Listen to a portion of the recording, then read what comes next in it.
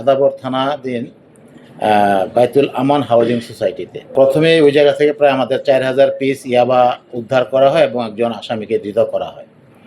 ওই আসামিকে জিজ্ঞাসাবাদে তারই তথ্যের ভিত্তিতে আমরা পরবর্তীতে আমাদের একই টিম আরেকটি অভিযান চালায়। সেটা হলো শেখেরটেক এলাকায়। ওখানে অ্যাম্ফিটামিন আইস প্রায় 1 কেজি 600 গ্রাম এই যাবৎকালের জন্য একটা অনেক বড় একটি চালান এবং সর্বোচ্চ চালানই বলা চলে।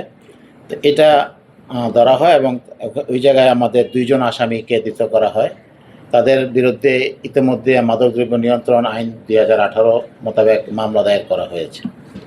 আমাদের আরেকটি গোপন তথ্যের ভিত্তিতে আমাদের মেহেদি হাসান উপপরিচালক, সেও নর্থ তীরে আছেন, তার নেতৃত্বে আরেকটি দল আরেকটি অভিযান চালায় এবং সেই অভিযানে টেট্রাহাইড্রো ক্যানাবিস কুশ একটি মাদক 280 গ্রাম উদ্ধার করা হয় এবং 2 জন আসামিকেও ধৃত করা হয়।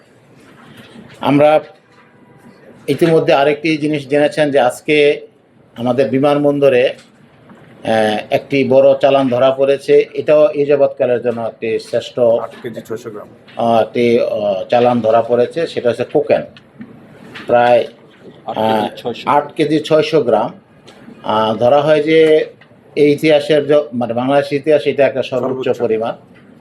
এখানেও আমাদের মাদকদ্রব্য নিয়ন্ত্রণ অধিদপ্তর একটি ভালো ভূমিকা পালন করেছেন কাস্টমসের সাথে, এবং এটা আমাদের মাদকদ্রব্যের পরীক্ষার মাধ্যমে এটাকে কনফার্ম করা হয়েছে যে কোকেন। এটা বড় একটা চালান এবং সার্বিক কার্যক্রমে সহায়তা করা হয়েছে এবং মামলাও দায়ের হয়েছে।